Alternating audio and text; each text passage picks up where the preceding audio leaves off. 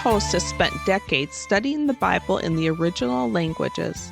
He holds degrees from the University of Wisconsin, Moody Bible Institute, Asbury Theological Seminary, and Bethel Theological Seminary. With the help of some of his friends, in 1994, Dr. Rakow founded a national volunteer ministry to hunters. He is an author, dog trainer, and speaker. Tom served as a full-time pastor for 36 years. Now here is your host, Dr. Tom Rakow.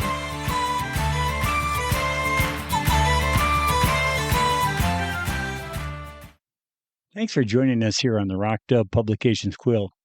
You know, a number of years ago, I tried to take a photo of 3 generations of dogs, and they just did not understand what I was trying to do. And you know, we're often like that. We don't understand what God is trying to do. I'll be sharing that event, and also we'll be talking about waiting on God, waiting and trusting on God. It's not an easy thing to do, is it, to wait? And I wish God would hurry up, but we are called to wait. I hope that you enjoy today's program.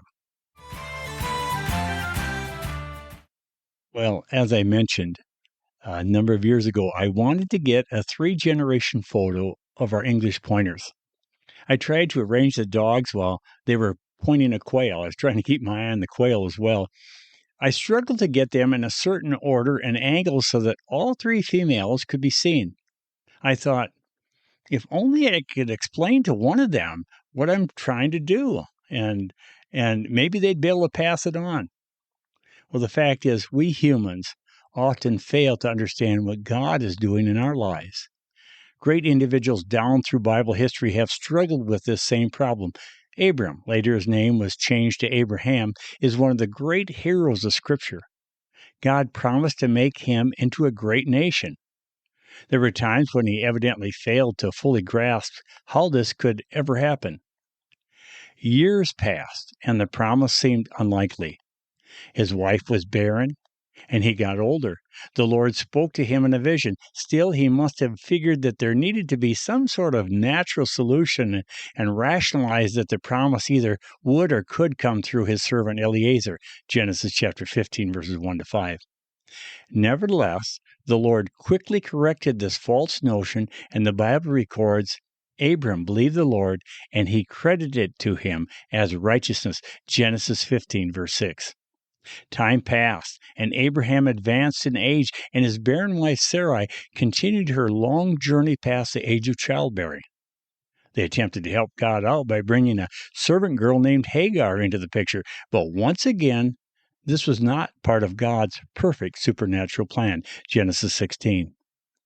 Even more years elapsed, and any human hope of God keeping his promise to make of Abraham a great nation virtually evaporated. God reiterated his promise to Abraham, yet once again, the great patriarch tried to whittle down the avenue for fulfilling this commitment.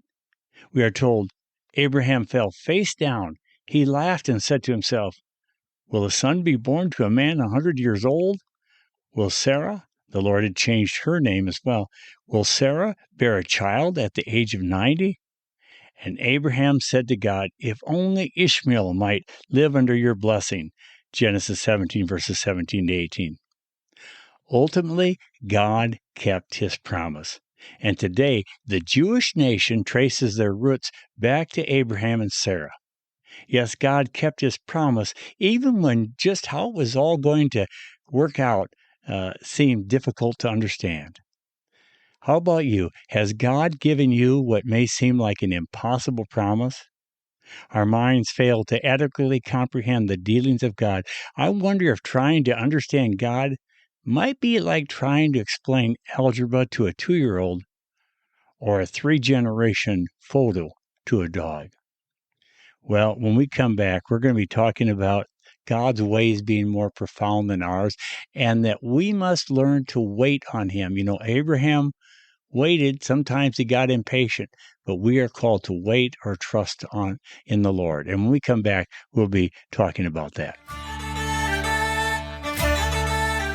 The Quilted Arrow, home of intelligent, stylish English pointers with bloodline streams from Hall of Fame champion Guard Rail.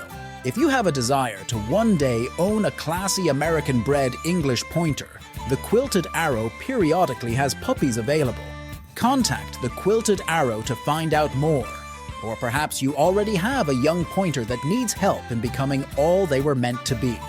With a little investment, you can become your hunting partner's favorite trainer. There is a limited opportunity for hands-on coaching, but no worries. You can also schedule some personal FaceTime coaching. Again, if you have a strong interest in one day owning an American-bred English pointer, or want to take the next step in helping your bird dog be all that they were created to be, visit the Rock Dove Publications website at rockdove.com. Don't delay. Visit rockdove.com today. Well, I think I'd be remiss if I didn't just make a little note here that we have several English Pointer puppies that are still available. They're 5 weeks old. A tremendous pair, Guardrail Platinum Arrow, a great-grandson of Guardrail, and then Guardrail Rhodium Arrow, who's a granddaughter of Guardrail. So it's a Guardrail who was a famous dog who passed away in 1984 in a vehicle accident. So it's pretty incredible that you could have a great granddaughter of Hall of Fame Guardrail 40 plus years after he's passed away. But time and all of these things are different from God's perspective. We don't like to wait, do we? Isaiah chapter 40, verse 31. But those who hope in the Lord, or wait, those who hope in the Lord will renew their strength. They will soar on wings like eagles. They will run and not grow weary. They will walk and not be faint. God's timing is different than ours. His ways are so far beyond us. Isaiah 55, 6-8. Here's what Isaiah said: Seek the Lord while he may be found. Call on him while he is near. There's a time element. Let the wicked forsake their ways and the unrighteous their thoughts. Let them turn to the Lord, and he will have mercy on them, and to our God, for he will freely pardon. God invites the person who has gone astray to come back. And then he goes on to say, for my thoughts, God speaking through Isaiah, for my thoughts are not your thoughts, neither are your ways my ways, declares the Lord. As the heavens are higher than the earth, so are my ways higher than your ways, and my thoughts than your thoughts. In Isaiah chapter 41, verse 28, the prophet asked, do you not know? Have you not heard? The Lord is the everlasting God, the creator of the ends of the earth. He will not grow tired or weary, and his understanding no one can fathom. We humans see time very differently than, you just think in your own life as a kid.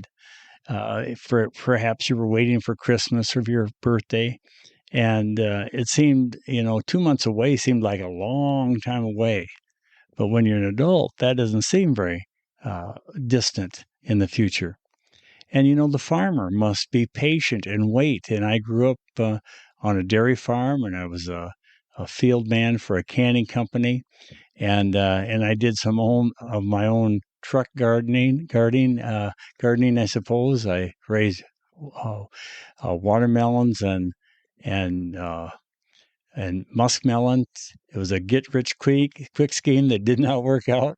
I was hoping I would be able to bring in all kinds of sales. I planted 7 acres of watermelons and muskmelons and squash, and I made some money, but it certainly was not a get-rich-quick scheme.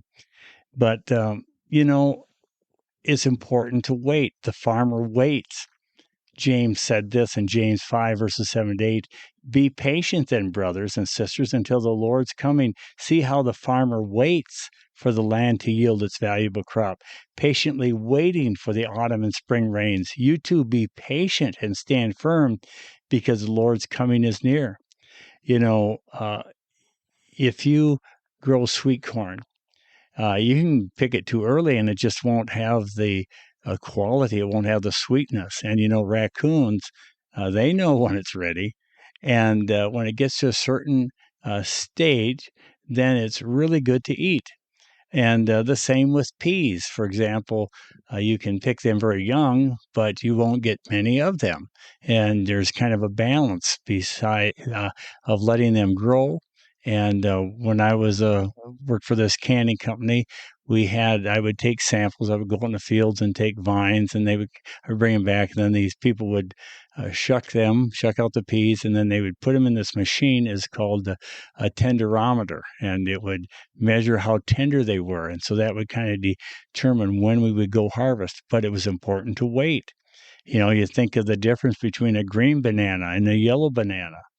Um, a little baby chicken must be able to pick its way out of the shell. If you try to help it, you're probably gonna kill it. It won't be able to survive in the new environment. A butterfly emerging from a cocoon, if you try to help it and get it out, it will cripple it. And same is true with puppies. For example, if a mother dog needs a C-section, it's very important that they pick the exact time. The mother dog must go into labor, and if you go a day early, the lungs won't be developed. If you go too late, it's like burnt cookies. That's the way a vet explained it to me. He said basically the puppies will die, and well, we see the importance of waiting in the natural realm.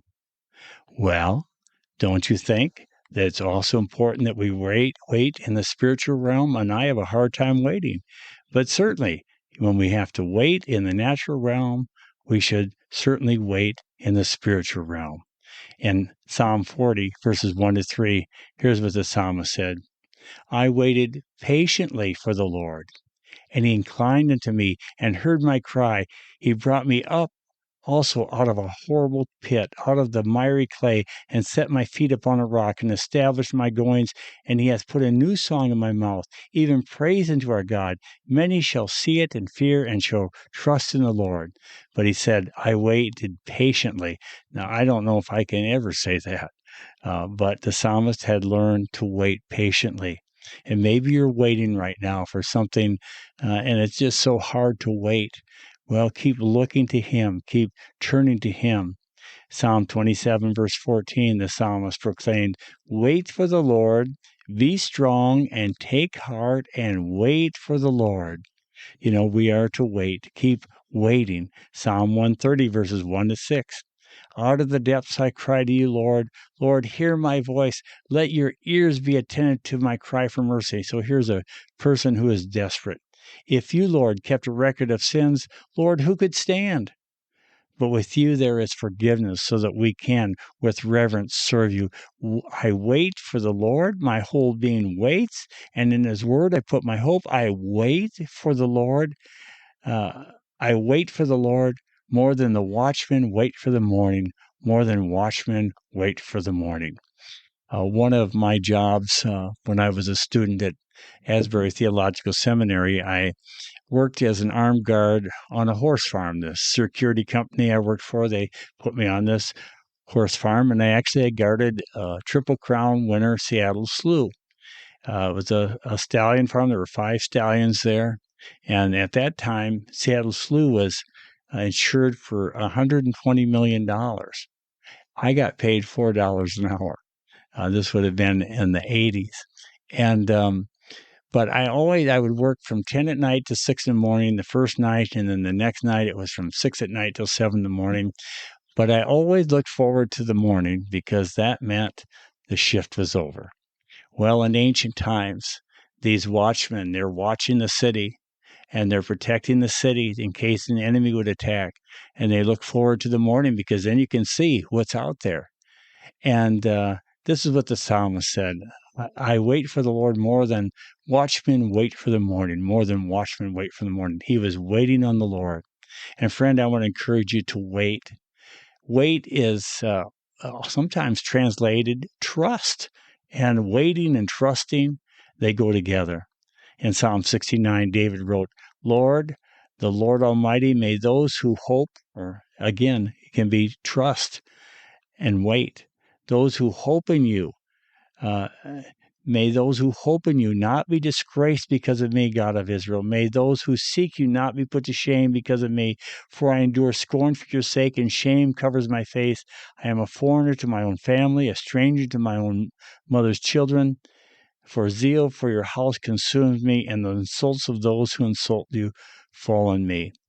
David was experiencing great difficulty, and he wanted others to wait upon God. And he was looking to him that God would somehow bring him through that difficult time. And maybe that is where you're at right now. You are needing God to carry you through this difficult time. Well, he will. He is an ever-present help in distresses, the Word of God says. In Hebrews chapter 13, God has said, I will never leave you. I will never forsake you. His eyes are upon you, and his ears are open unto your prayers. He doesn't have physical ears, but his spirit, he knows what your requests are. In fact, he knows what things we have need of even before we ask. And underneath are the everlasting arms. He's holding you up. In Psalm 139, that is a great psalm that should encourage you, that God knows you're down sitting and you're uprising. Right now, he knows where you're at. He knows how many hairs are in your head. He knows about every heartbeat, every breath you've ever taken, every step you've ever taken, every tear you've ever shed, every thought you've ever had. He knows you completely, and he accepts you, and he loves you. He demonstrated his love for you in that while I was yet a great sinner, Christ died for us. God made him who knew no sin to be sin for us, so that in him we might be made in the righteousness of God, so that we might be in a right relationship with him. And so, friend, as you wait, cry out to him, look to him, turn to him, trust him, follow him, and put your hope in him. Well, I want to thank you so much for listening to the Rakow Publication Quill. I hope you'll listen again next time.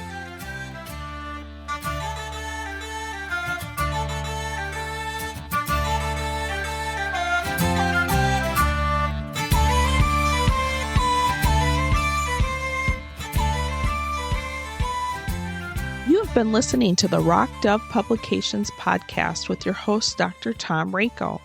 This program has also been brought to you by the Quilted Arrow, home of intelligent, stylish, field-bred English pointers with bloodline streams from Hall of Fame champion Guardrail. Thank you so much for listening. Now, this is Beth Rakow inviting you to join us again next time on the Rakow Publications podcast.